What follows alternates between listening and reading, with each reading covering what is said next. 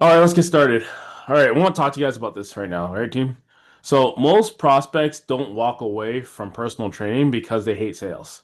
They walk away because the consultation made them feel pressured, misunderstood, or rushed. In this video, I'll show you how to run a consultation that creates clarity, trust, and is realistically without forcing the sale. So, let's get started. My main goal, I did actually did this training earlier with my team, and the biggest thing that I talked about with them was the understanding the gap between who you are sitting with, like the client's current state and the client's future state, and understanding the gap. And I took this from Gap Selling by Keenan. Great book. I'm currently studying it. I highly suggest you get it. And it's really helped my sales process. Okay, so I want to help you guys understand this.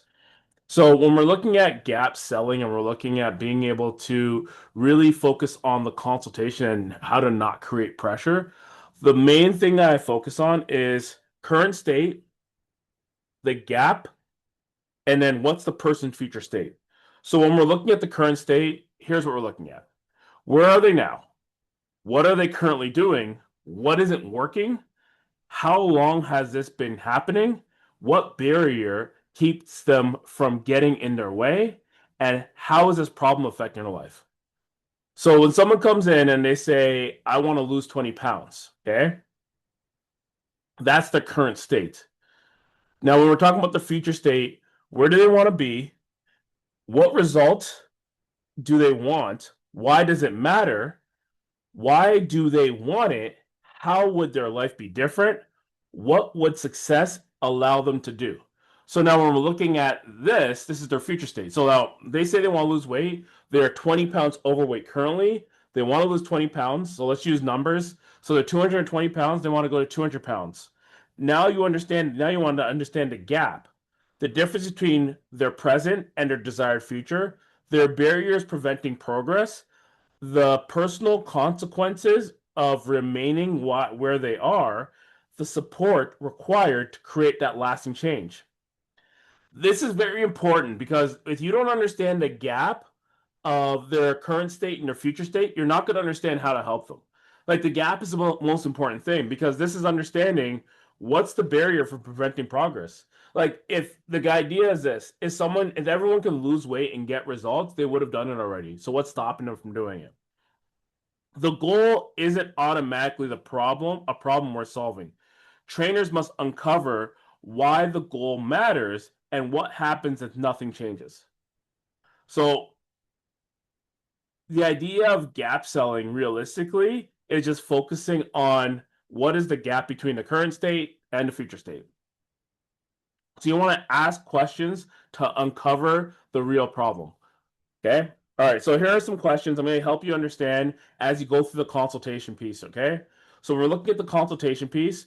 There's three different pieces of the consult. So there is your need goals time frame, your goal setting. So your needs goals time frame come like this. What's your need? So what's your goal? So here's how you ask that question. What's your goal? They say I want to lose 20 pounds. Okay, cool. When do you want to lose it by? I want to lose 20 pounds by this time next year. Okay, cool. So this time next year is a year, so we're looking at August of next year in 2027. All right, so that's your time frame. Then we'll lose 20 pounds within the next calendar year, or around this time next year. So now you understand all you have is needs, goals, time frame. This is surface level goals. Okay, now we got to dig deeper and understand what's the why. So the questions you would ask is this: I need you to take a pen and paper and write this down. All right, if you don't have a pen and paper, get a pen and paper and write this down. Okay. How much weight would you like to lose? Where are you currently feeling it? Where are you currently seeing this? Why that specific number? When would you like to achieve it? What makes that time frame meaningful? What else would improve if you reached it? Okay. So these goals will help you understand what's happening. So like when we're looking at the goal, here's how it would sound after you ask the additional questions. Lose 20 pounds within 6 months. So I have more energy, feel confident in my clothes, and can participate in activities with my children. So that's now a whole holistic amount of goals. You don't have lose 20 pounds in 6 months anymore. You have a lose 20 pounds in 6 months so I can do these things, right? That's your current state, meaning your future state. You need to understand that, or else what ends up happening is that all you're doing is collecting data, and when you're wondering why people aren't getting started. People aren't getting started because you're not really understanding what's the reason. Like I said, people don't hate sales. What they do is they hate pressure. And if you can't create connection or understand what it is that they're actually what's happening in their life, guess what? They're not going to actually get started. Okay. So from there, when you go into needs, goals, time frame, you want to ask a question like this: when you make these changes, how will your life be different? All right. So this starts to uncover the future state. So the future state is like this. Here's some questions. Okay. What would you be able to do that you're not doing now? How would you feel? Who else would be affected? Why does that matter to you?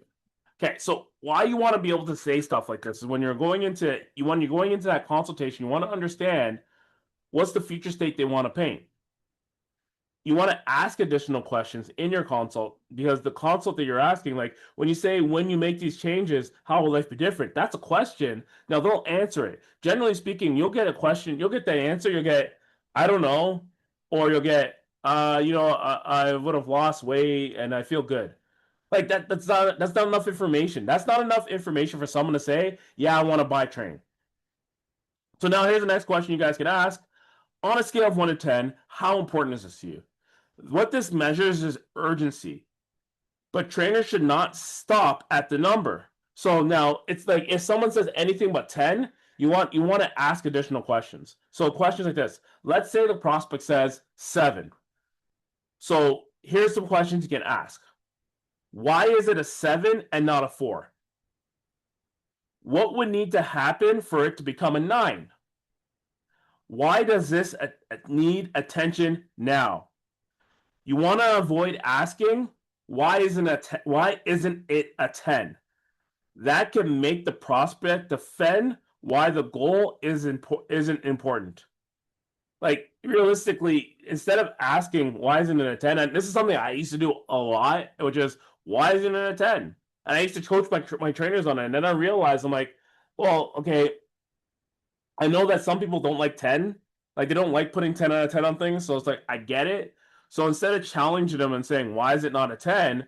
What I would look at is this. It's like, okay, so it's not a 10. That's okay.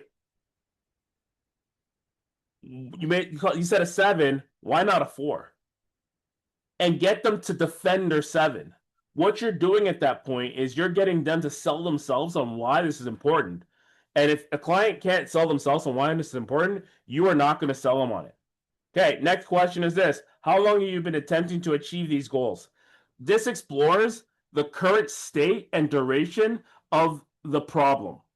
So if we're looking at a goal that someone says they want to lose 20 pounds, how long have they been attempting to lose 20 pounds for? Something that you want to know. This explores the current state and the duration of the problem. Here are some questions you can follow up with. What have you already tried? What worked temporarily? Where did things usually break down? How many times has this happened? What has that cycle cost you? Okay. So once you start asking these types of questions, you'll start unveiling more information. And when you unveil more information, once again, the prospect starts getting in a mode where they start selling themselves on why they need to do this. So then you go into questions like this. What barriers have held you back? Are these still barriers? This reveals root cause. Now, root cause is important because when you're talking to a client about potentially getting started on training, what you want to know is you said that you want to lose 20 pounds. We figured out that you've been trying this for a long time. What are the barriers? What stopped you? This is an additional question. So now what it reveals is this. I need you to write this down because this is a very important, which is the common root cause that you're going to get from your client. Lack of structure, number 1. Number 2, low confidence. Number 3, inconsistent schedule. Number 4, pain or movement limitations. Number 5, lack of accountability. Number 6, uncertainty about exercise and nutrition. And number 7, previous negative experiences. These are the root causes that might stop someone from being able to get the result that they want in the gym. When someone tells you they want to lose 20 pounds, and then they tell you that this is the barrier, your job is to uncover and figure out, all right, here are some follow-up questions you would ask. Can you tell me more about that? When does that usually happen to you? What happens after that? Why do you think it keeps happening? What would prevent it from happening again? Engage your client in the consultation, because now when the client is engaged in a consultation, it means this is a interactive effort. I'm not interrogating people on what to do. I'm not trying to sell people on personal training. What I'm trying to do is I'm just trying to figure out how can I best help you. Okay, so now here's two more questions, and then we're gonna wrap it up. Okay, how confident are you in reaching and maintaining your goal? What you're trying to do here is you're trying to separate reaching the goal from keeping the result. So some follow-up questions you can ask is this: ask what makes them what makes you feel that confident. Like, it's always an interesting one, because on the scale system, if someone says 7 and then you say how confident you feel and they say 10, something's not lining up in their internal speech. And I say it in their no, they're not lining up in their mind, because they're saying one thing, they're thinking another thing. When you ask them how important it is, they say a 7, but then you ask them how confident they are, and they say a 10. What's making them so confident?